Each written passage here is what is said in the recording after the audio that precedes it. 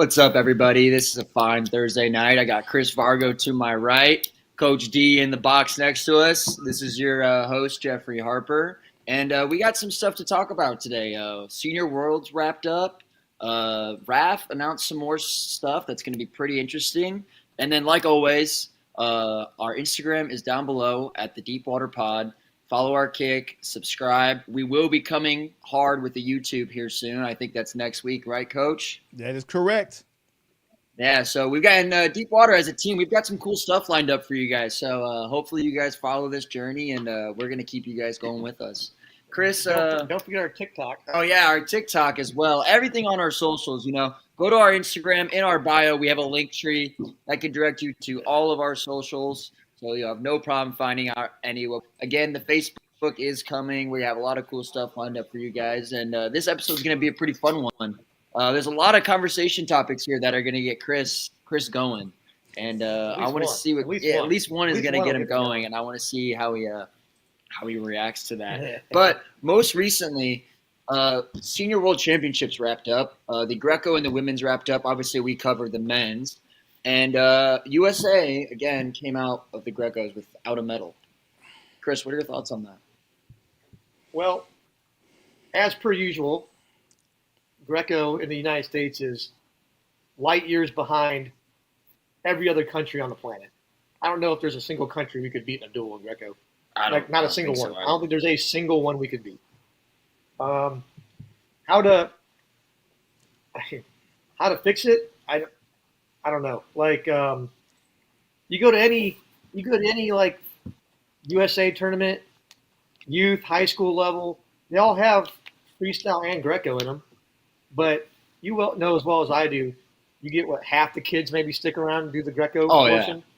Yeah. Like half the kids wrestle freestyle and they go home. I can recall that when I was wrestling at the youth level, the freestyle Greco state. My freestyle bracket would be like 30, 40 kids, and I'd stay for Greco, and there'd be like 4 of us. Yeah. I mean, the tournament would be cut short pretty much. Even when I was in high school, you'd have like 40 dudes, 50 dudes in your freestyle bracket, and I'd have like 12 in my Greco bracket. It wasn't even. It's like, what are we doing? Spaghetti, you think we should just scrap the Greco style and just? Well, I'm asking, is it the demand of Greco? Is people demanding Greco, or it's just fading out? It's definitely not. It's not fading out. Greco demand is not low anywhere else in the world. Let's get through that. Greco is one of the. We're not going to sit here and make decisions on wrestling based on what the U.S. likes. If I'm not mistaken, Greco is part of like the initial history of wrestling. It's the original form of wrestling. It's the original form of wrestling. Yeah. But what irritates me about it is people have this thought process that Greco's just boring as hell because it's all upper body. There's no shots. But like when you get like freak athletes that do Greco, that stuff's that's buck wild electric. To watch. Like a Greco's fun to watch, and don't get me wrong, there was a time period there. Even you go back to when Rulon Gardner won. The rules of Greco then, and for several years following that, were absolutely terrible. Like they were not good rules. They didn't encourage scoring. It was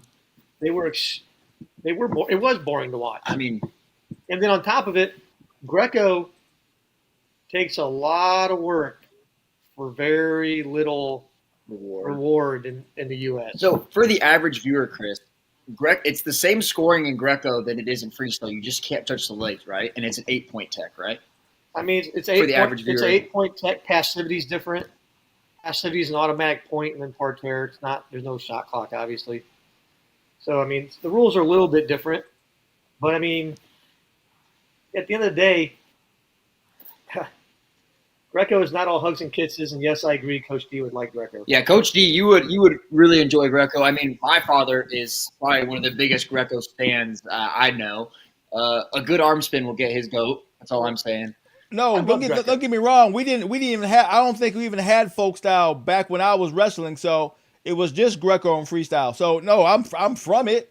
I'm just looking at the entertainment value of it now, because now it's all about showmanship. Purity of the sport is hard to find. You can find it in other sports, but the purity of sports is now tied into, is it entertaining? What is people buying a ticket for? Outside of my son does it, my family does it, all that. Past that, what's the value? That's the question that everybody's asking. We brought Greco to a board and go, hey, I'm going to put a $500,000 in this. Tell me why I should. That will be the question. Honestly, in the state of Greco in America today, it's not worth it to do that. I mean, Chris hit the nail on the head. At these freestyle Greco tournaments that do half and half, I mean, even at the local tournaments we see, the Greco numbers go down, way down. Yeah. It's just. Well, I think it's just because we push freestyle. Like every folk style coach, like every high school coach, all these dudes that want their kids to wrestle young, they say freestyle when they mean freestyle and Greco, and they just leave the Greco part off, assuming because they're both in the same tournament, the kids will do both. Agreed. So like a lot of times it's the assumption of the kids will do both because they're already there, with coaches only saying, oh, freestyle, freestyle, freestyle, freestyle. And then how often do you practice Greco during the off season? Even when you're doing a Greco, how often do you practice? I think it was a little different in my case, in my siblings' cases, and probably your kids' cases. A lot of our coaches were pretty heavy on Greco. At least my parents were, and my uncle was. But we didn't have practices catered to Greco. Right. Well, that's kind of my point, right? Like we don't separate Greco practice from freestyle practice. Like we'll do. Oh, in the off season, you got 2 practices a week, right? Yeah. But you don't. You basically do freestyle for 90% of it, both of them. Like there's no, oh, Monday, Wednesday's freestyle, Tuesday, Thursday's Greco. Yeah. And then maybe if kids got exposed to more Greco and practiced it and got confident in it, and then realized, oh, you can just launch people 24/7. Because I'll be pretty honest, Greco currently, when you watch good Greco, like the world level Greco, bombs. It's fun to watch. There's dudes getting dropped on their heads. Yeah. It's actually really, it's actually super entertaining. And to be perfectly honest, I would love to see like down the road when RAF's really established that they have a separate Greco division, High level Greco wrestlers. and like it's like a separate event they put on in addition to their freestyle one. I mean, for the average wrestling viewer that doesn't know really anything wrestling, and what Chris just said about Greco, right? If you look up online on YouTube or anywhere, best Greco montages, it's going to be 5 to 10 minutes of just guys getting thrown on their head. Yeah. Like high level Greco wrestling is actually electric to watch. It's just the development and the push at our youth level in America, I think, is what is affecting us at the senior level. Well, aren't they gonna pick how you train based off what tournaments you're getting ready to go to? So if it's a freestyle tournament or a freaking folk style tournament, they're gonna train primarily for that because that's the tournament they're getting ready to go to, right? So if it ain't a Greco tournament, any freestyle tournament you go to is going to also be a Greco tournament. Oh, okay. Oh well, Like so much I know. They're always Jared Seagrass. Greco is trash. Uh, Hey, Coach, you're getting called Unk in the chat, too. They said, because you said folk style wasn't even around when you were wrestling, so you're Unk. yeah, I am. Hey, you get to call me that all day. I have been there and done that compared to you children. I'm surprised you're calling him Unk instead of Gramps. That's Gramps. Well, yeah, I am Gramps. I'll go with Gramps. That's Unk, Gramps. Unk is being respectful. So, back to the state of Greco, though, right? We had 4 or 5 wrestlers, maybe even 3. I might be whatever. But they got pulled in the repechage and still weren't able to compete for a medal. Yeah. We had opportunities to medal. Yeah. We just couldn't. Well, I think if you want to fix, it's kind of like trying to fix U.S. Greco is like trying to fix like U.S. soccer, dude. It's probably you don't want to get me on this. It's probably not going to happen anytime in the near future.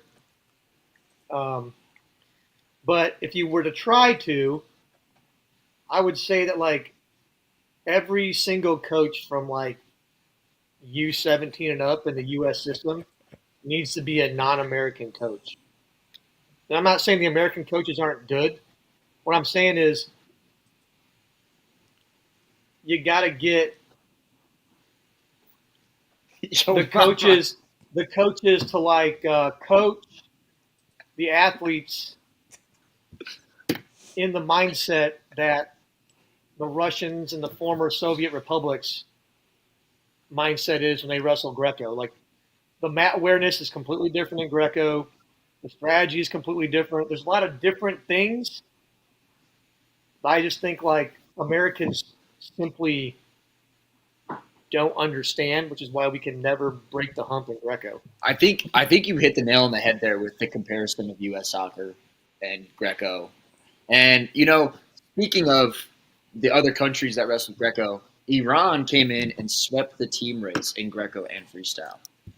I mean, what they do is that's just lifestyle for them, right? Yeah, everywhere I've been, it's been purity of the sport. I mean, culture. They combine it in. It's a lifestyle. It's not just what we do on a Saturday. You know what I'm saying? They take it as serious as any other part of their life. You know what I'm saying? They clock in every day with that in mind, which means it's hard. It's kind of hard to beat when the purity of the sport is ingrained in you versus hey, pick what you're going to do on Saturday. Watch YouTube or wrestle. You know what I'm saying? I don't even think it's for the purity of the sport. A lot of times. Yeah. I think it's simple as if in America you knew if you were one of the best wrestlers in the country that you would be a superstar, you'd be a celebrity, you'd probably be a little more motivated to be good at wrestling. I think I would agree as well. And in Iran.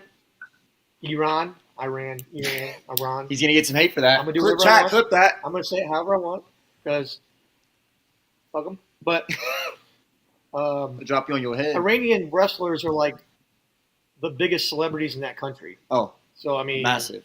Yeah. What are you gonna do? It is what it is. You know what I mean? I think that is a good point to make. If wrestlers or any other sport outside of NFL, NBA, MLS, like if high-level athletes in America were treated like those NFL players, NBA players, they'd have more motivation, to get to a higher level. Also, if we didn't have NFL football like the rest of the world doesn't, yeah, we'd probably have a lot more athletes playing soccer and wrestling, which would probably make us better at it. Probably.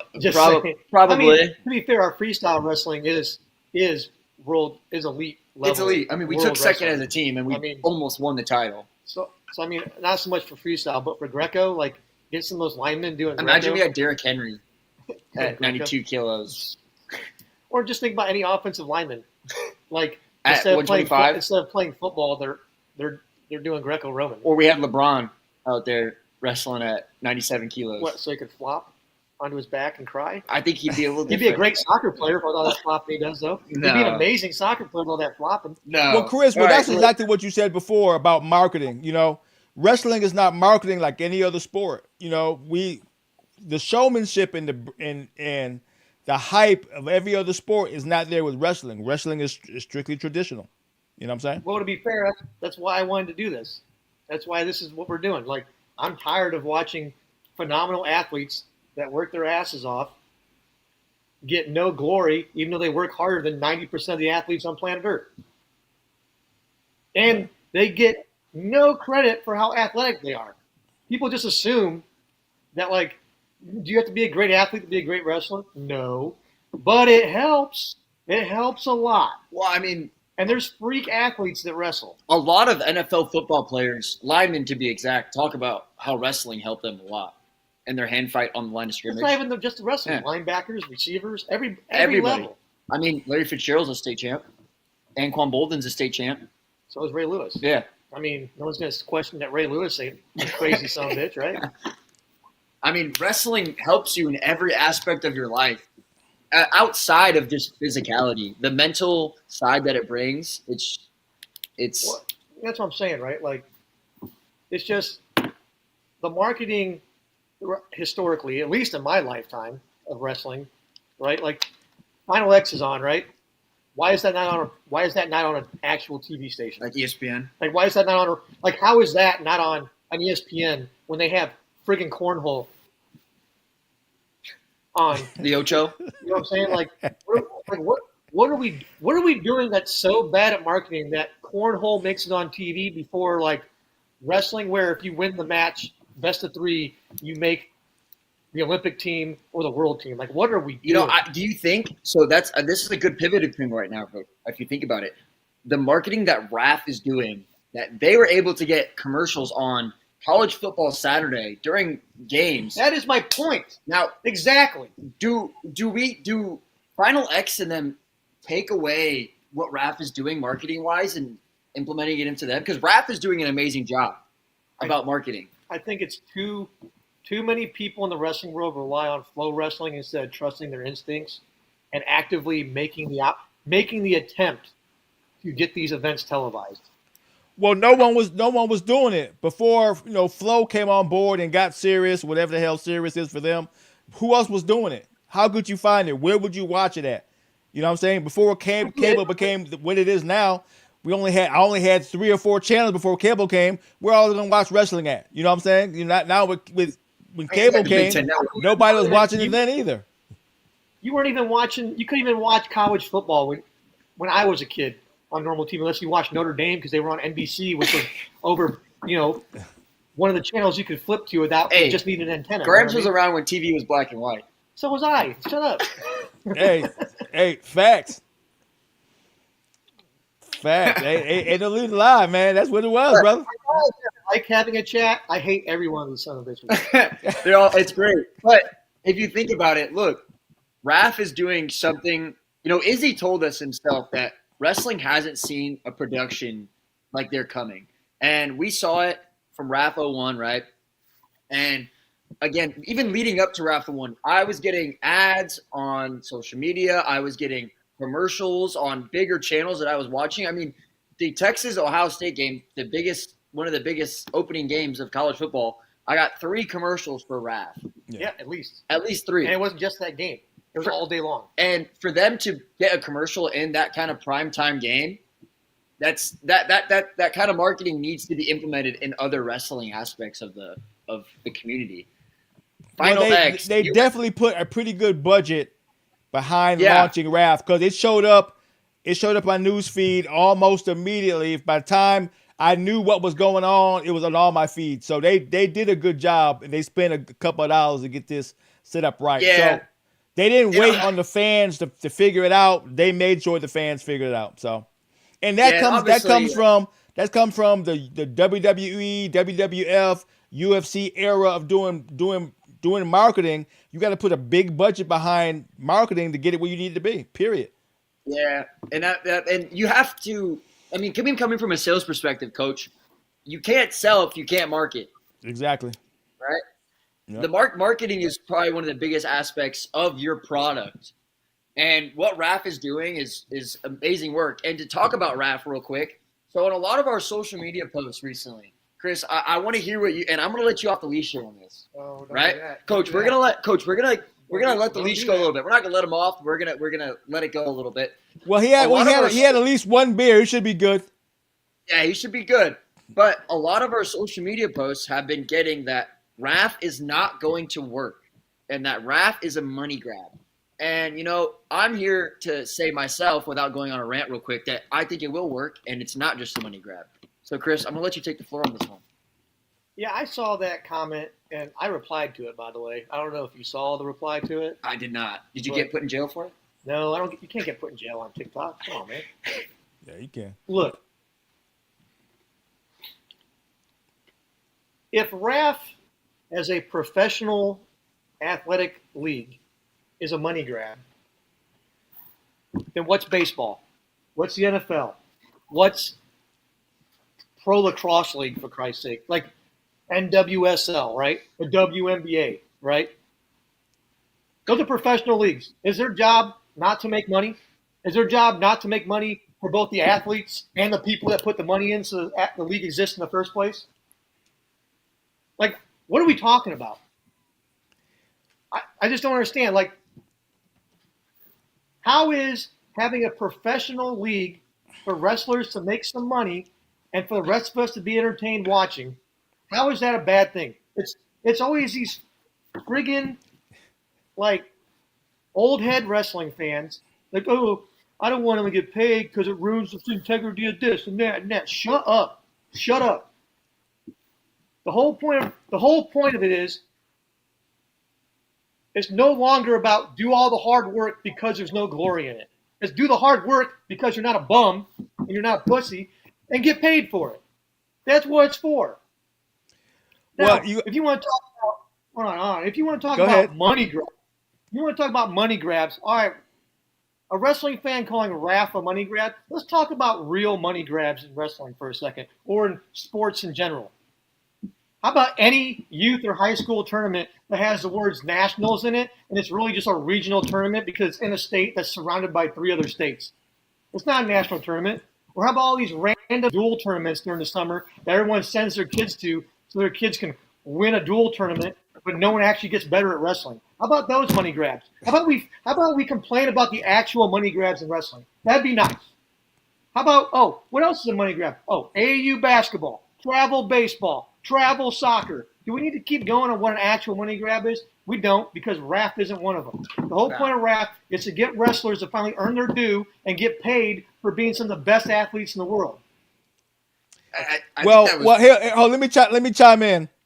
For somebody who lifts no weights, Chris likes to bang the table like he got muscles. That's first, right? I'm Italian. Hands move. The second thing is I've heard the same arguments too, and I kind of went back at them. The biggest thing that everybody wants to say is, what are they paying for? What's the difference between a pro wrestler and a world's wrestler, or an Olympic wrestler, or somebody who's competing at duels like you just said? What is the difference? When we look at a pro, we saying the pro is the best of the best. Anybody coming out of college shouldn't be able to beat a pro. Anybody coming out of a high school shouldn't be able to beat a pro, right? But when you got guys like Bo Bassett coming up and running the gauntlet, that's what they're saying. They go, what makes a pro better than everybody else?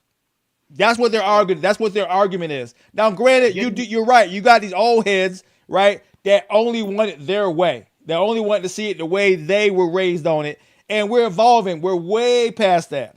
We're in freaking 2025. Entertainment is part of everybody. If you can't deliver a product that not only you can enjoy the sport, but be entertained too, you're right. You're going to lose long term, right? But like I said, the question to both of you is, what's a pro wrestler and what's a amateur wrestler? What's the difference the way it is now? That's the debate. So let's have it. You want to know the real difference? Yeah. What the actual difference is? Outside of money. One gets, oh, dude. Outside of money. Skill level. Okay. Break it down. Skill level. It's like any sport you watch, right? Can I tell you what an NBA player is? Can I tell you what an MLB player is? Can I describe it to you? Probably not. But when I see that dude, I'm like, that dude's a pro. That dude's really goddamn good at whatever it is he does. Like, you can see it. The eye test is a real thing. That's like watching college football on Saturdays. Like, that guy's gonna be playing. When you watch college football, you know which one of the dudes on that field. You watch him play, like, he's gonna be in the NFL. He's gonna be in the NFL. He's gonna be working at some law firm in about 5 years because he ain't playing football. That guy's gonna be managing his money. You know right away. You can see it. Now. Here's the difference. Here's what makes a pro. This is why RAF's going to be successful. They can control the matchup. It's not a 500-person tournament before you find out who the best of the best is. They can pick and choose who the best is. They can market in a way that we can say whoever holds the belt is the man.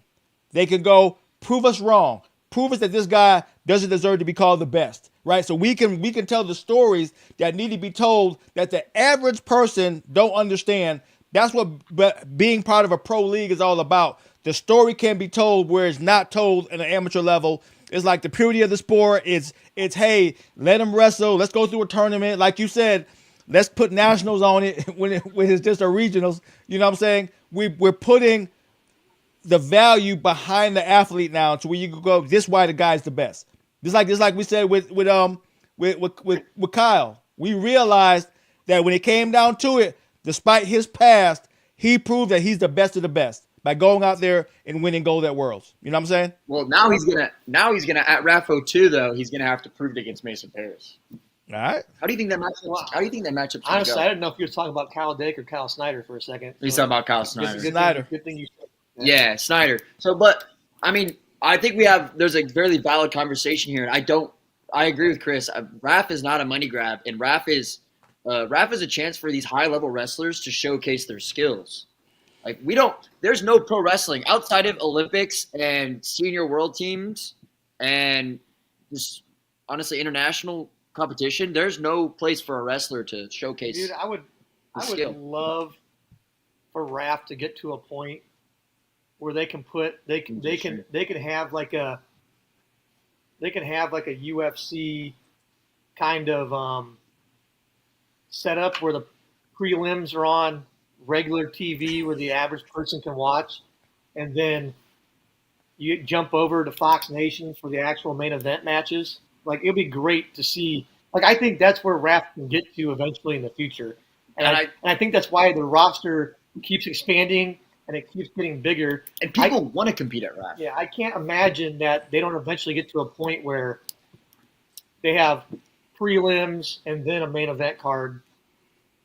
Like, that's just what I see coming at some point. I think RAF is really onto something. They're pretty legit, and it's going to be – I think RAF 02 is going to bring way more heat than RAF 1 brought, especially with the matchup like I just talked about. Kyle Snyder versus Mason Paris. And I think they said that was a co-main event, right? That is co-main. Yeah. And that, like I said, we can get matches that we want to see. We can – the beauty of this sport is that we can social media match make, which means we can get enough buzz on social media where a match could be made. You know what I'm saying? That can't happen on the amateur level. That can't happen no place else, right? But at the pro level, where if there's enough buzz, a match could be made. A match could be made. Giga Chad, to answer your question, we're not totally sure if we can bet on RAF 2 yet. I have rent payment I plan to lose. I mean, I would do if I could bet on RAF 2, I would probably put rent on it as well because I think as a group we went 8 for 9 on the matchups in RAF 1. The only one we were iffy about was Jason North, Evan Wick, and we probably would have hedged that. The Holly Holm matchup, we didn't include that because they probably wouldn't have. What upsets me about the Jason North match is that we picked North, and then the way we explained how Wick could win is exactly how it happened, wins. And it drove me crazy. Like I didn't know whether to be proud of myself for losing at that moment, or proud of yourself because you described how he would lose. I didn't know what to do. And it happened. I didn't know how to do it, but all I know is I need another beer, so continue on. But RAF 02 is, I think, I can't give you a heads up that betting's coming to RAF 2. Obviously, I want betting to come to RAF 2, and we can keep something on the table there. But just stay on the lookout on our socials for UFC picks for now because our very own betting team, which is Vince Sparrow and Wesley Harper, they cook up some pretty cool stuff when there's a pretty viable card. And the cool thing, too, actually, coming October 3rd is every Friday we're going to have some betting shows. The month of October is going to be a massive UFC month. And until the end of the year, honestly, is going to be massive UFC. Yeah. Oh, yeah. So Fridays are going to be pretty important if you want to tune in to make some freaking money because our betting analysts on our team, they know what they're doing. And they're also going to talk to you about betting management, risk management with your bets, and how you want to play your money and what you should be looking for when you're betting on the UFC. Because, Coach, you know more than ever, too, betting on combat sports is not like betting on the NFL. No. It's not like betting on NBA. You know that, too, Chris. Well, that's because knockouts can happen. Yeah. Betting knockouts happen, pins happen in wrestling. Like you could be getting your ass kicked for four, or like, you could be up 14-1. You could be winning 4 rounds and then get spinning back fisted in the 5th round and lose your title. You know what I mean? Yeah. So our betting analysts can take you through how to really what you want to look for in combat sports and why you should be betting on a certain fighter. And also a thing about combat sports is leading up the fight camps, right? You need to be actually tuned into a fighter's fight camp. How was his training? Was his training serious? Now, I could go into it all myself right now, but I'm going to leave you guys to tune into our betting show on Fridays. This is coming first episode October 3rd because October 4th is Ankalaev versus Pereira 2, and then Marab and Corey Sandhagen as well. So that's a big UFC card, and we're going to kick that show off with a bang. Dude, both those dudes on the same card is crazy. It's going to be a crazy show. But Jeff, you made the perfect point about when pro wrestling can get into betting is that look what is done for MMA fighters to tell the story of who's going to win and who's going to lose and why. That's not done on the wrestling side yet. It's starting to, where you get the backstory months in advance. You know about the training. You know what they're going through. And saying what doesn't happen is there's no shit talking, right? We are effing Americans. Look at the name of the promotion we're talking about. Real American Freestyle. If you ever need a reason for a target to be on your back, is when you say, I am the champion of real American freestyle. Every country going, you know what? I can whoop that mother effer's ass. If he think he's real in freestyle, we can find that shit out. That's a story. It's just now getting to that point.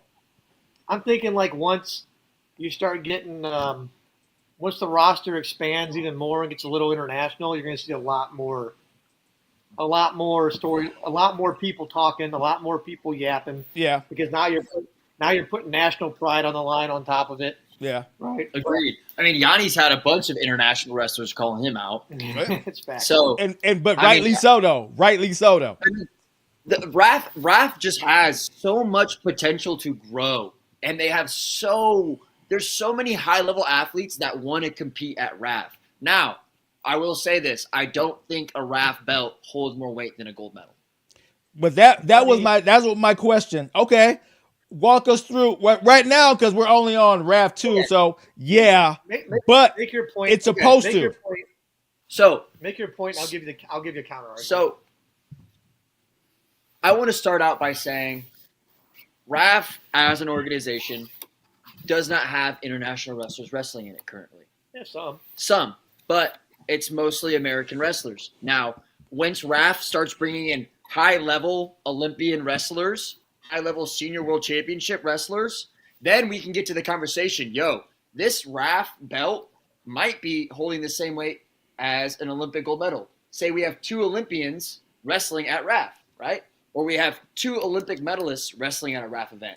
When we have the same type of wrestlers wrestling in those senior level competitions at Raph, then maybe the Raph belt could hold more weight than Olympic gold medal or a senior world gold medal.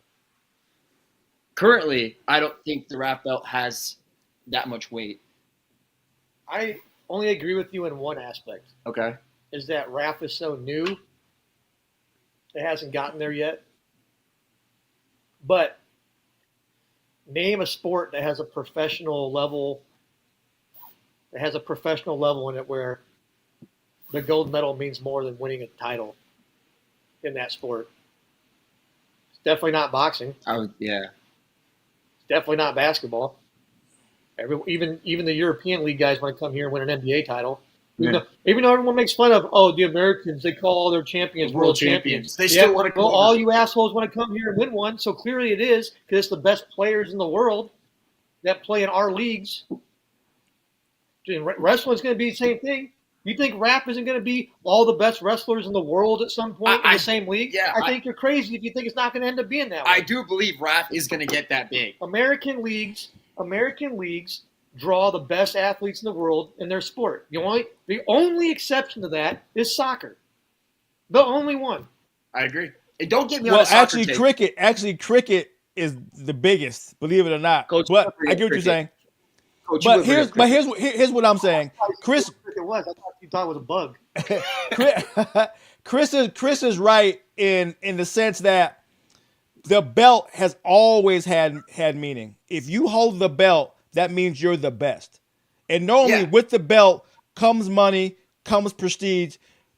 People who don't understand what it takes to matchmaking is a lot harder than you think. Even though we have tons of fighters, tons of wrestlers, to make the right match is tricky because you got to find out where they're at in their career, if they're injured, if they're not scared, if they're up for the fight. You know what I'm saying? Can you tell the story? Is it who's the A side, who's the B side? All these things go into making the right match that everybody wants to buy a ticket for and show up for and buy pay-per-view for, because it got to be the right match. It just can't be a match. And that's what the belt says. If I have the belt, that means everybody wants to fight me. I hear what you're saying, Coach. I get what you're putting down. I get the imagery of Look at having Jeff. a Look belt. at Jeff sling. Look how you putting down. I get the idea, the imagery of having a belt, right? Because even UWW, when you win a world title, they give you a belt on top of having that medal, Yeah. right? So I get the imagery of having a belt for a champion in combat sports because that's just how it's always been, Combat sports get a belt. and how it always will be. Now, I'm in the camp of that when RAF is in full swing, having that belt will be the preeminent title in the world that every wrestler in the world is going to want to have around their waist. I'm on that same wave. Currently, though, I think a gold medal holds more weight. But when RAF gets bigger, Here's the other thing about why RAF is so important, or professional wrestling period is so important, is because we need a backstop to protect our sport from the Olympics, from the IOC. and this is why it's not a money grab. Right? So if the IOC gets a wild hair up their ass again and decides we're going to do the most ignorant thing on planet Earth and try and get rid of wrestling, which they tried once, and the entire world was like, are you trying to get drowned in the ocean if you do this? Because we will drown you, effectively.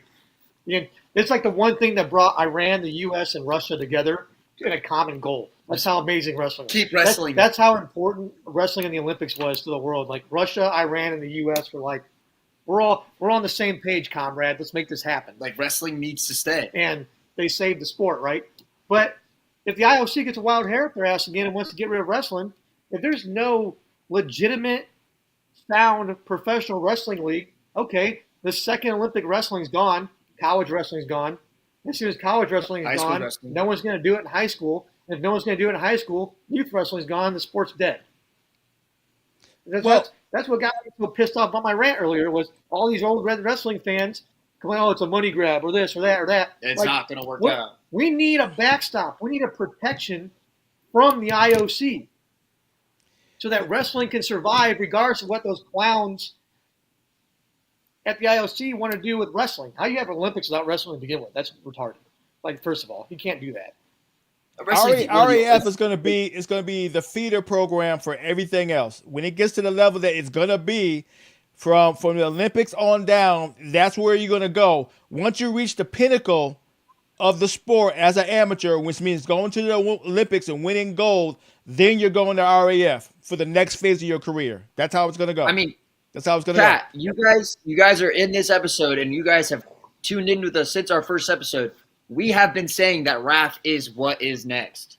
And after being at the first event, it's definitely what's next. Knowing what's going to happen at RAF 2 and then RAF 3, and knowing their plan in place and what they're doing to show what wrestling can be, RAF's next. I mean, chat, we're probably one of the first backers right now. Yeah. Now, the biggest thing that's going to come down, like Chris said, when I think in our first podcast, is a lot of casuals are not going to know the difference between a entertaining match versus a true wrestling match. Like when we get Holly Holmes coming in, right? And now we got two celebrities coming up on this one, right? The casual fan is not going to know the difference. So if it's hot garbage and the match don't go like it's supposed to, they're going to go, okay, well, wrestling may not be all that. But then they may have missed the fact that how good the one before or how good the one after it was. You know what I'm saying? So yeah, that's the potential. It's nice you bring that up because RAF announced a pretty interesting matchup for RAF 02. They announced Caden Henschel versus Keelan Jimison, which is alter ego on social medias as Muggsy Bulljunk. Chat, if you're familiar, I'm pretty sure you might be familiar with who that is. But this is pretty much at its core an influencer wrestling matchup. Now, Caden is a high-level wrestler himself, and Muggsy Bulljunk is also somewhat high-level wrestling. I don't think he wrestled in college. He is also just a freak athlete, and he's got an insane following on social media. So I don't know what your guys' thoughts on this kind of matchup is. Well, it depends on the market. For the Gen Zs, it's the perfect match. If you talk to any Gen Zer, you ask them, who do you follow as a celebrity, they're gonna say everybody from TikTok, everybody from YouTube, everybody from Instagram. Yeah. They're not gonna say anybody from TV. TV is not their entertainment. It's YouTube, Instagram, TikTok, and these where these guys live. So they're more recognized by the Gen Yeah. Zers than anywhere else. So it makes sense from that aspect. So they can sell themselves very well. Just like Jake Paul. Jake Paul can sell himself in boxing very well. Is he the best boxer? Does he fight the best boxers? No. The crap they're getting ready to put out right now with Jake Paul and freaking whatever, I can't forget his name just that quick. Nick Davis? Yeah. The 80 makes difference. absolutely no sense. But Now that's a big rep. everybody's talking about it. Everybody's talking about it. So you can't knock what it can do. Unfortunately, entertainment, you can't knock it. We got the chat talking about that this match specifically is a good example of a money grab. And I, not necessarily. What you got between the two of them, you got like 1.5 million followers on their social media. So I mean, like, the goal is to bring as many eyes to the event as you can. Like that's the goal. So, and in order for the wrestlers to get paid more money, you need more people watching. Well, then you can't. Nobody can complain about Holly Holmes. You see what I'm saying? No. So once the door is open, you can't close it. I mean, Caden Henschel and Muggsy are probably the biggest wrestling influencers out on social media at the moment. Well, and they're actually wrestlers, so it's not that doesn't upset me. It's not a crazy match either. And they have wrestled before at an event. They wrestled a folk style match, and Caden actually dog walked him. But freestyle's a lot different. And so they actually know how to wrestle. It's not like they're bringing in athletes that don't know how to wrestle. So I'm intrigued on the matchup, and I'm excited to see it. And I think it'll bring in a good amount of views. I think it'd be a great opening undercard match. Like a prelim? I think it'd be a good way to open the event. Caden will poop Okay, hey, I have a question then. Based off what we're talking about right now, I have a good question. Can a high level wrestler who has a serious pedigree, worlds, Olympics, the whole nine, can they still be effective and do wrestling and MMA? Or they got to pick one? No. Are you talking about Bo Nickel? I mean, not only Bo Nickel, but now, Gabe, you see what he's getting ready to do. He's getting ready to go in dirty boxing, right? He went from wrestling to football to MMA. Now he's getting ready to dirty boxing. You know what I'm saying? So, it's getting more and more to where it won't be just about wrestling. I think a lot of wrestlers who want to be famous I can't be known for just wrestling now. Look at Bo Nichols. He wanted to be a knockout king, and he dismissed wrestling, and he got folded because of it. So, being a star is different than being just an athlete, and that's where everybody's going. They want to be a star in combat sports. That's where your money's at. Here's the thing. The answer is no. Period. Point blank. End of story. It's no. Why is it no? If you don't wrestle full time, you're going to get dropped on your head. Period. Well, if you're getting paid to compete, you can put more time behind both. Look how much worse Bo Nickel looked in this wrestling match at REFO 1 than he did when he was a full-time wrestler. Yeah. It was from a wrestling standard, it was a mediocre, below expectation showing from Bo Nickel. I mean, if we throw Bo Nickel in college into that match against Cardenas, it's a 10. He probably pins him, to be honest. But let's think about this. Bo Nickel wrestles what, 205? Yeah, well, that matchup was 205. Light heavyweight, right? He wrestled 197 in college. Put Valencia against him right now. Who wins? Valencia. Trey Hidley. Put Hidley against him right now. Who wins? Probably Hidley. Put Snyder against him right now. Who wins? What match? What match does Bo Nickel win? What match does Bo Nickel win against a dude who's top of his game in wrestling currently right now at the senior level? So he doesn't win a single one. So are you saying? So you're saying a prime wrestler in their prime can't do both? In their prime, No. not wrestling's too hard to do. Bo Nickel has had 18 million wrestling matches before he got into MMA, but a prime wrestler from day one doing both, you say he can't. If somebody can't win from the house, we've proven it. You see Jason Nolf in our raffle one. There's in no world does he lose Devin Wick ever. That is actually a great, ever if he's wrestling full time. Never, ever, ever on planet Earth does he lose Devin Wick. The problem, not even a problem. The thing about doing MMA and wrestling is that in MMA you have to train all different styles of combat. You can't just solely focus on wrestling because in a fight, coach, I mean, I'm gonna get thrown. Jiu-jitsu is gonna get thrown at me. I think, old boy against DDP proved that you can just focus on wrestling and do nothing else and win an MMA match. Comes up. Yeah, I think Khamzat proved you can just wrestle for 25 minutes. And win a title in UFC because wrestling is the most dominant combat sport on planet Earth. There is nothing better than wrestling. That was because DDP has no wrestling skill. Well, proving my point even more. No grappling. Proving my point even more. It's like who? I'm not gonna say pure wrestling is. I'm saying if you adapt wrestling to MMA, it is. I will agree there. Hey, you guys. This is why you can't do both. If I'm an elite level wrestler and I go train Brazilian Jiu-Jitsu for 4 months, I'm killing 98% of the people that do MMA. It's a wrap. It's a wrap. And within a year, hold up, say that again. Within a year, chat, clip this. I'm beating guys. I'm going to be beating guys who are black belt Brazilian Jiu-Jitsu guys. That's their main sport. You think so? So Jiu-Jitsu, but pure Jiu-Jitsu versus pure wrestling. You say the wrestler wins. 100%. No, so no. Do you not watch these garbage Jiu-Jitsu tournaments? All you have to do to beat Jiu-Jitsu is stand up and drop them on their head. That's it. That's all you got to do. Certain wrestling techniques leave you exposed to Jiu-Jitsu. Certain wrestling techniques leaves you exposed, man. No. I get what you're saying, but no. I did Jiu-Jitsu before I wrestled. I was a black belt in Japanese Jiu-Jitsu before I ever stepped foot on a wrestling mat. And you sucked at both, so what is your point? How do you suck at it if you're a black belt, clown?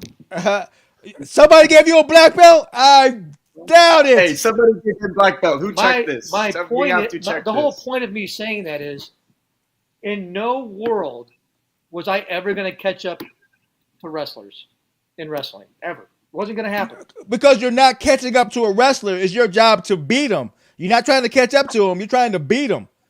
In a match to see who wins, not wrestling rules, but fight rules on the mat. No. The wrestler will get choked out. You're not even allowed to pick people up off the ground in a jiu-jitsu match.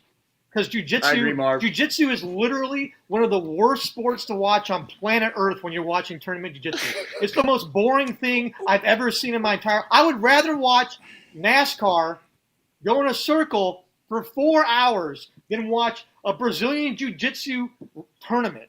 It's boring as hell. But that's not the question. You're talking about a high-level jiu-jitsu versus a high-level wrestler in a match to see who will win, which means who gets tapped out, who gets choked out, who gets beat up, who does what. All the wrestler has to do is stand up. If he's on top and the dude's trying to put a submission, all you gotta do is stand up, and then you just drop them on their dome because it's illegal to drop them on their dome in a jiu-jitsu tournament.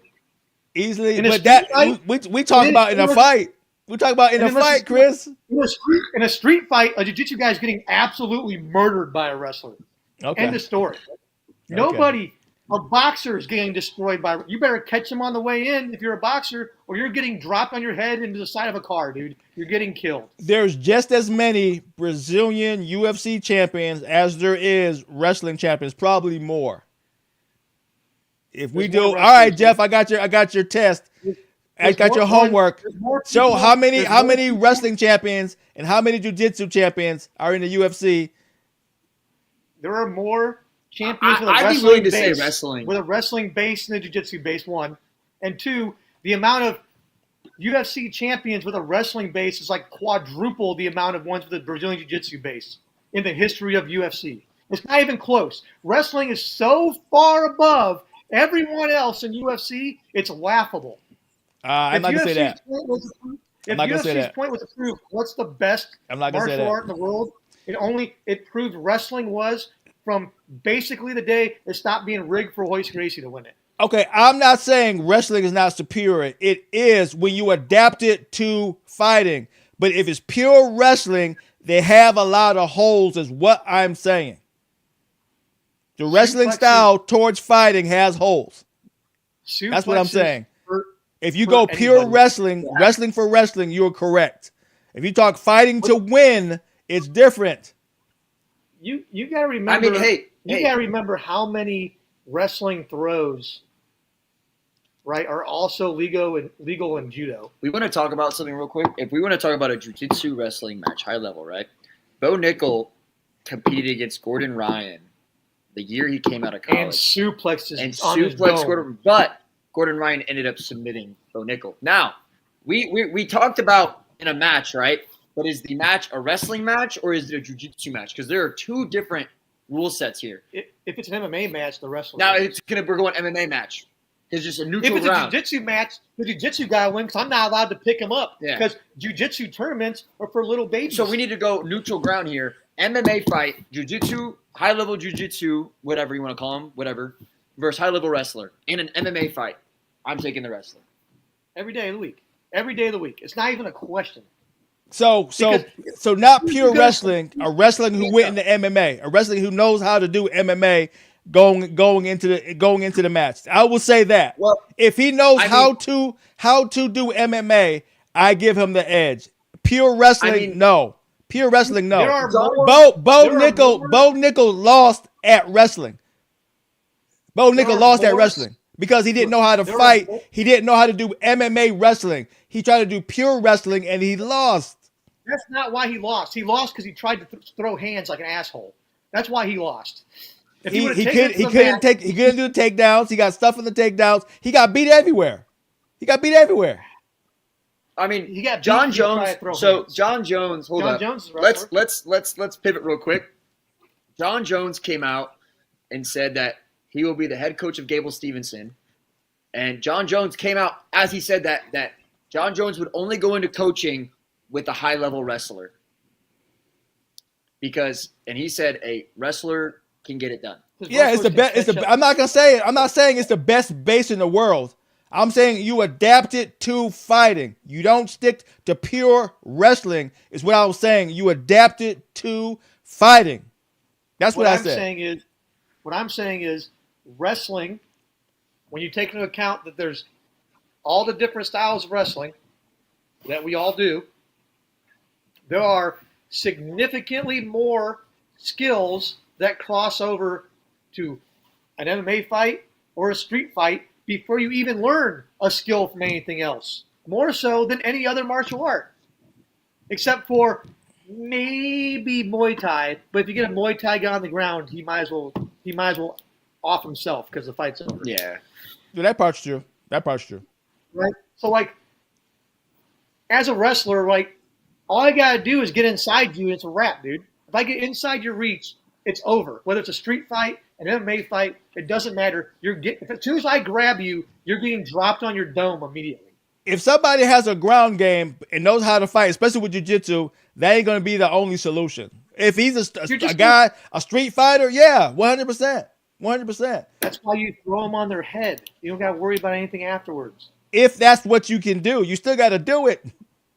Any wrestler can do it against someone who's never wrestled before. Any wrestler. If somebody grabs your neck and covers your body and puts you in a control to where that slam does nothing to release the move, how many matches have you seen in UFC where they got slammed and the chokehold didn't get released, or the armbar didn't get released? Slam is not guaranteed it's going to be released. We know what Chris is saying. Chris says a wrestler. Coach, are you on the wrestler side or the jiu-jitsu side? No, I'm on the fighting side. I'm on the fighting side. Hey, so I'm saying last episode, Get a wrestler you win. were on my ass about choosing a side. Choose a side. Choose a side. Who old wins? Oh, okay. Well, Let's if go. I have to choose a side, I'm gonna choose wrestling. That's my background. I'm gonna choose. Here I'm we gonna go. choose wrestling. Now we Where do you actually know the real answer? We're tabling this conversation. This conversation will be going to our socials. We're gonna bit this on the socials, and we're gonna see what everybody thinks here because I think this is a valid conversation. You but got me in a second rant by accident. pivoting real quick, Raph has announced that Juliana Pena is going to be an announcer at O2. Now we have it pulled up. Coach Production Animal has it pulled up as a picture right next to us. Juliana Pena is going to be, or Pena. Sorry for you, the Hispanic community, if I said that wrong. Pena. Pena. Awesome fighter, showman. But is this a proper commentator, guys? Sorry, the chat's being a little ridiculous. I like it. Well, That's what it's about. These guys are on one tonight. Like, they're off the rails tonight. That's what it's about. They're literally off the rails. I like Off it. but the that's what reserve. you want. I You like want the conversation to go. So I'm cool with it. I like it. It's actually making me die. But back to this. Is Juliana Pena the right commentator for Raph? Okay, well, it depends what we're talking about. If you want to get female viewers that watch female MMA, it's a good idea. If she's the commentator that's like the post-match questions or that kind of stuff, like the sideline reporter in the NFL, Mm-hmm. good It's idea, always woman. right? Well, not even that. It's a good idea, right? But it's like anything else. I wouldn't have if you want her to do the play-by-play. I think that's not a great idea. I think if you've never wrestled before doing the play-by-play, if you've never done a sport before, right? And you're doing a play-by-play. And not even really like been in the community of it. Like there's some guys that like announce baseball that have never played baseball, right? But they watched it their whole lives, right? If you put someone in the right places that makes sense for what you're trying to do, then it's fine. That's all I'm saying. Well, I mean, from an entertainment standpoint, sometimes you gotta put recognizable faces, in the right place. Pena is recognized. You know what I'm saying? She's a successful UFC star. A lot of people know her. She has great stories about how she fought a dude, that she used to work with at a line cook, and the dude beat the brakes off her because she thought she could beat the world. That trended all around the world. So she's recognizable. And in entertainment, you gotta have recognizable people there. That's why Chael versus Tito in a face off to match up is entertainment. You gotta have those components. I don't think it's a bad move at all by Raph. I think Chris made a good point at getting more of a female viewership, having Juliana Pena as a commentator and being associated with Raph. It helps with female viewership. I think it's a good move by Raph. I'm excited to see how it pans out. And again, look, we had Chael for Raph 1. Now we have Pena for Raph 2. Now think about what we're getting at Raph 3 and 4. Well, Honestly, to be fair, like it's about. I understand what they're trying to do. They are really working the angle of bringing UFC and MMA fans over into Raph and getting those crossover viewers to supplement the avid wrestling fan, which is a great business plan, and it's a necessary business plan if we're being honest. Yeah. Right? Because of the first conversation we had the early conversation we had about how wrestling is so translatable to UFC and what it's a sense of pride for us wrestlers to watch wrestlers go out there and just beat the brakes off people in at UFC. Oh, all the time. I always root for a wrestler, even if it's like some dude from a different country wrestling an American. If the American is not a wrestler, I want the foreign wrestler to win. I care more about the wrestler than I do about my country. At that when Ben Askren got knocked out by obviously we'll pause this real quick. Ben Askren's recovery is doing really well. He was jogging. Super happy for him. And I hate to bring this up. It always gets brought up. But when he got knocked out by Jorge Masvidal in the first 5 seconds, I was embarrassed by the rest to be part of the wrestling community. But no hate to Ben Askren. I love you, Ben Askren, and you showed out for the wrestling community when you needed to. But back to what Chris was saying. Now, I just thought of something, right? If Raph is going to get influencer matchups, when we blow up like we are going to blow up, I'm not wrestling anybody. we're going to get Chris Fargo on a Raph card. I'm not. Nope. When we blow up, if Raph is doing Nope. influencer matchups, and we know how to wrestle, we're not bad. Well, Look, you're gonna have to get me a nutritionist, a trainer. chat, we're gonna get cardio Chris guy. Fargo on a Raph card. Dude, I'm gonna pull. I'm telling you right now, you put me in a singlet and Wrath is canceled immediately. It'll be banned in 50 nations. Coach, do you look like modern day Daniel Cormier in a singlet, bro? Hey. So what you're saying is if it came down to it, I'd have to represent us at Raph. Hey, so let's get back into where we're going in the future. So Jeff, what do you think about betting and wrestling? What do you think? You think it can work? Do you really think it could work? Jeff versus Diddy. All right, Coach, that's a great question. The first time it's nice that you bring that up as well, and betting and wrestling, and there's so much you can think about with it. The first time that I ever was able to bet on wrestling was the Olympics in 2024. And now how you were able to bet on that was you were only allowed to bet on the champion. Okay. So, and you couldn't live bet, you couldn't over under takedowns, you could only bet. It was like the most basic betting. It was the most basic betting, and you could only bet who was going to win Olympic gold. You couldn't bet bronze, silver. Dude, you could do the trifecta like horse racing for wrestling, dude. Gold, silver, bronze. Now imagine you could do that. No, I still think that sports books are learning the intricacies of wrestling and how they could apply more betting on it, because it's Vegas. Think about it, Coach.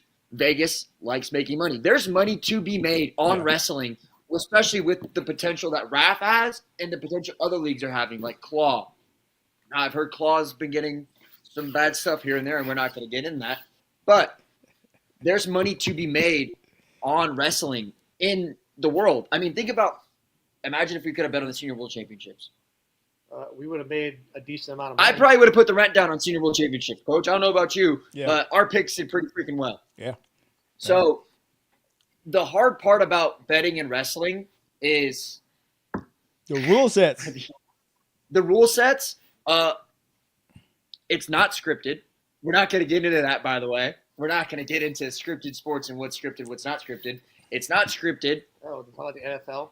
Yeah, and a lot of money on sports betting is made in the live betting sector. Yeah, it's harder to bet live on a wrestling match because it's a continuous clock, and when the clock isn't running, the rest period's like 10 seconds. Mm-hmm. So that means you have to be if they are going to put live betting in it, you're going to have to be hawking the lines while that break is happening. They're going to have to do it like if the intermission is 30 seconds. Yeah. Like, they're going to throw a live bet up, like, who do you think gets the most takedowns? And you have to be on it right away. Over, under X amount of points in the second period. Yeah.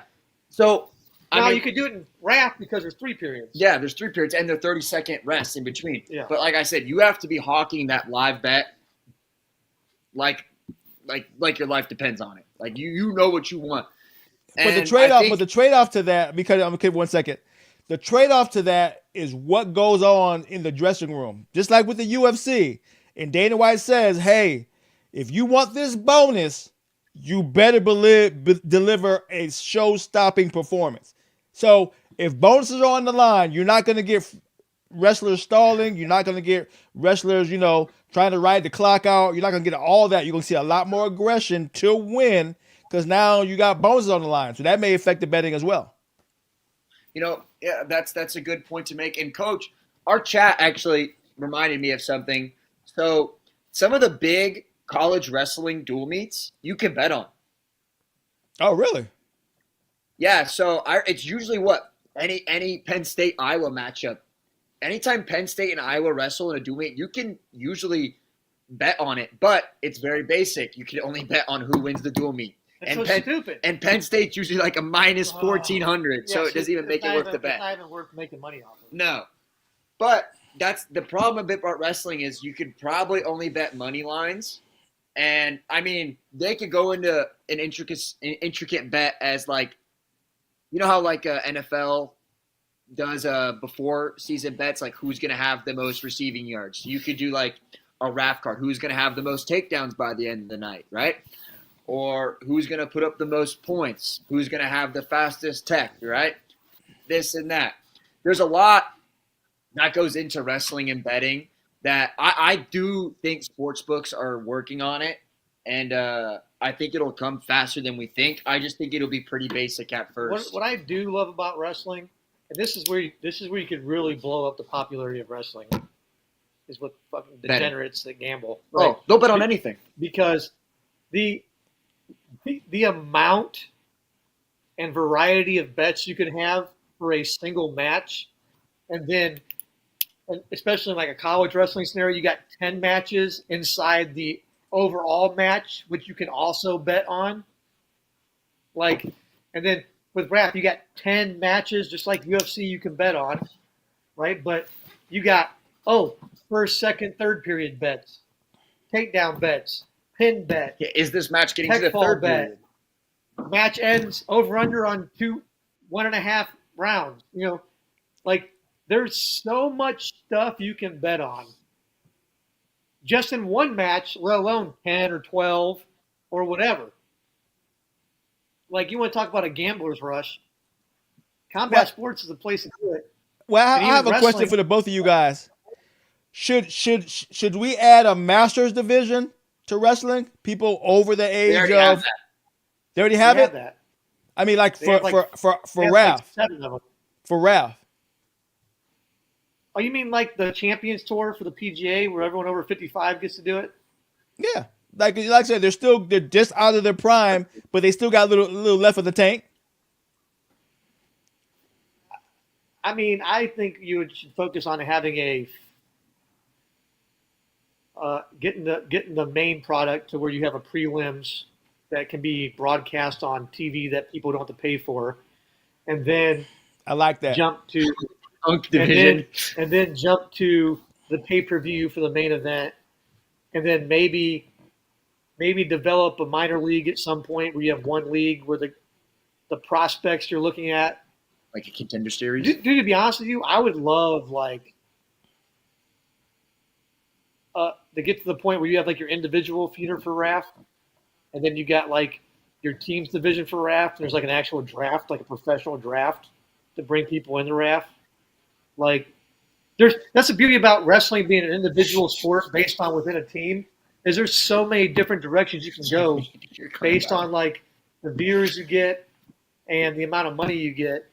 Like wrestling's so flexible in the amount of different directions you can go because it's an individual sport based on a team dynamic at every level. So like you got RAP as it's now, that'll never change, where you have your pay-per-views and blah blah blah blah blah. But what's stopping you from one day having like an 8-team professional league based in like your normal major cities you're used to for professional leagues as a secondary league where guys get drafted into that league and get paid X, Y, and Z. Like, there's so many, you can do both, which is different than most pro sports. Yeah. You know, that's just me spitballing. Maybe I've had too many beers, but to me, the bottom line that RAF is going to really take a hold on is make that belt the pinnacle of wrestling. When that belt is worth so much money, right? That when you hold the belt, your whole life changes. Just like in the UFC, when you win the belt, your money goes up exponentially because you got the belt. I think that's what's going to happen with RAF. That belt is going to be the crown of wrestling in a short amount of time. You know, I agree, Coach. You know, I said earlier that a gold medal holds a little bit more weight, but once RAF blows up, I think that belt is going to mean a lot more. I mean, we've already seen high-level international wrestlers calling out current RAF champions, and we've seen some banter going on social media. There's a real pecking. They're creating a pecking order, and I do think that when it gets bigger, we're going to see rankings like UFC has for rankings. sure. Once you like one day to see, like, in addition to having the individual RAF events that happen, having like an 8 or 16 team like Bracket. professional league where like there's a professional draft. Imagine you can do like, fantasy. They travel fantasy around wrestling. the country and like you can go watch a professional wrestling match between like Chicago and Detroit or Chicago and whatever. Like as like a same league, but like, you know what I'm saying? Like, because wrestling's only really one of the only sports that can do that. Mhm. Where you can be, I can have this individual UFC style thing, but I can also have this MLB, NHL, professional team league. So what does that look like? Multiple, like a tournament style, or what does that look like? I'm trying to kind of get what you're trying to say.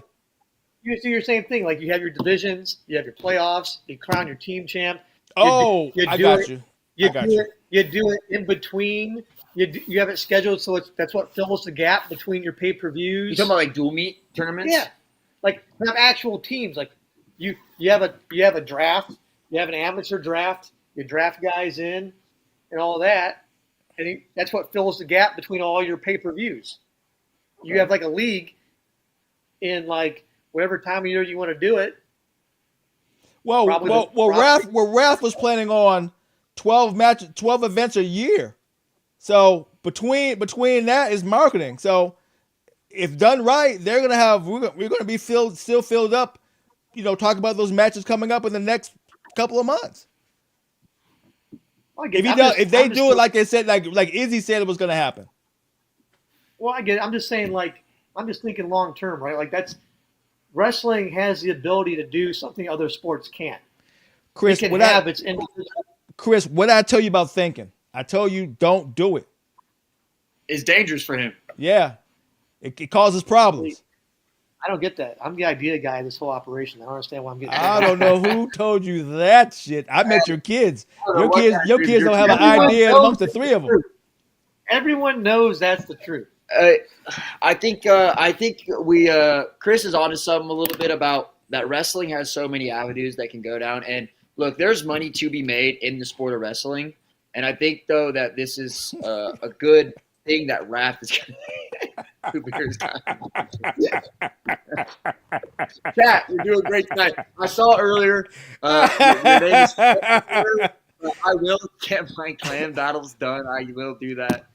I think this is a good piece to end on as well. That be on the lookout for sports betting and wrestling, but I think it will start out super basic like they did at the Olympics, and I think it'll evolve just as Raph evolves. I honestly, for Raph specifically, I don't see it starting out that basic. I honestly don't as well, and I see him kind of trying to copy the UFC, kind of the UFC model for their betting, and try to have like odds for pins, techs, and decisions, and I agree. Periods you can bet the round and how the match finishes. Yeah, because there's already like, and the best part about betting the round is you don't have to like bet based on a judge's decision. There's a score at the end of the round, now, so you know if you won or not. Something to think about too, like because the Holly Holm matchup was a surprise. Nobody knew Holly Holm was coming out until she came out. Now, something like that would not be on the betting sheet, though, right? Because if Raph as an event wants to keep that a surprise, that matchup you just couldn't bet on. Yeah, which is fine because that matchup isn't for anything, right? No one got a belt out of that. No, nobody got a belt. You know what I mean? Like, it's not the end of the world. So, but do you think you also got to realize when Raph gets to the point where they don't have to do something like that anymore. You know what I mean? Don't have to. What do you mean? That was great. They're gonna keep on doing that. That hit a home run. That's not going away. That was a home run. You're misunderstanding what I'm saying. There's a reason why there's no surprises in UFC anymore. Because they're so big, it's so big and so successful, they don't have to do that anymore. Well, fair point. I get what you're saying. That's the route I was going with that comment. But you gotta understand is who's at the helm. It's still, you know, WWE style of surprise, surprise, surprise. You know what I'm saying? So they're not. They're gonna always have some kind of X factor all the time. That's the model that I think they're gonna stick with, so that they can always keep the guessing game going. It's got to be a surprise at some point. We can't. It can't be that I predictable when we know it's gonna happen. You know what I mean? I think that's a I think that's just an initial thing to bring in the audience they need to know that they're going to have a baseline to continue off of. I think it. I think their ultimate goal is to be more like UFC than WWE. I think so too. That's my honest opinion. That's my personal honest opinion. And honestly, as a wrestling fan, I would also like them to see go be working towards the route of UFC and not WWE. Just for me, I would be entertained more going that route. I'd agree. I think. Well, right now, I mean, they're going to get the talent. The talent's coming. Like we were talking about. Once they become the pinnacle where your life changes, when you hit that mat and you win a belt, your life changes. That's going to put target on that belt that everybody's going to want it. So you're going to get the talent you want. I guarantee that. I think that's a good point. I think that's the biggest reason why I think RAF's going to work. If you look at all like the past professional wrestling leagues that were tried, yeah, and there's been a couple. They never got the buy-in from the athletes, which is why they failed. Oh no, they never got the buy-in. No, RAF did it right in a way that I have to shake their hand because they put themselves in the freaking in the frying pan forever by saying real American freestyle means the whole world is coming to get them. It's America against the world. They could not have done a better name if they tried. The world will always be coming to get us, always, because of that. I'm excited for what RAF's got to bring in the future and how it's going to grow and see international wrestlers come in and wrestle. So would Greco be RAG? Real American Greco. I honestly, I don't. That was good. That was good. Yeah, that was a good one. I don't think Greco is going to come to RAF or RAG. But nonetheless, chat, I appreciate you hanging out with us tonight. Betting is going to be coming to RAF. It will be. Trust me, it's going to be there, whether it's at this event or the next event or by the end of the year next year.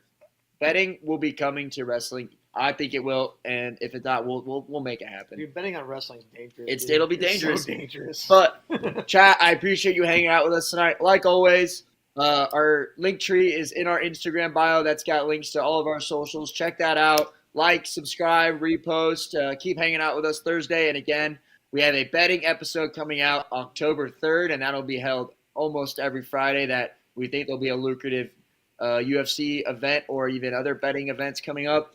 And our betting analysts are top-notch, so I would pay attention to them and what they are going to say. Again, our socials will have all about that. I appreciate you hanging out with us again. Anything else to add for the end? Well, hey, I want to shout out to the chat. Hey, you guys had made this crap so effing funny. Appreciate it. Bring your friends on next time. Let's make the chat our special thing. Let's grow the chats. This thing was awesome. You guys stuck with us and you gave us something to laugh about. And some of you, not all of you, made some good points, but the rest of you actually suck, but that's okay. Yeah, chat, you guys make this super fun, and it makes me laugh my ass off, and I appreciate it. I literally hate everyone in the chat. They love Coach D. They love Coach D. There's not a single human being in this chat tonight that I was like, I could be friends with that person. Yo, when you make me go off the rails and laugh and lose composure, you did a good job. I was like, okay, I'm through. They done took me all out of my bearings. No, Coach is right. Much love to the chat. You guys make this super enjoyable and it's super fun. And you did bring up some good points and some bad points, and you guys just off the rails, like Chris said. But again, watch out for our socials. Again, tell us about your friends. Tell us about your sister. Tell us about your brother. Tell us about your dad. Tell us about your mom. Tell us about everybody. I'm okay with the chat being off the rails, but like, could they throw some wrestling points in at some point? That'd be great. I'm sure we'll get there. Like, come on. Other than that, peace out, guys. Later, All guys. right, hold it down. Be safe.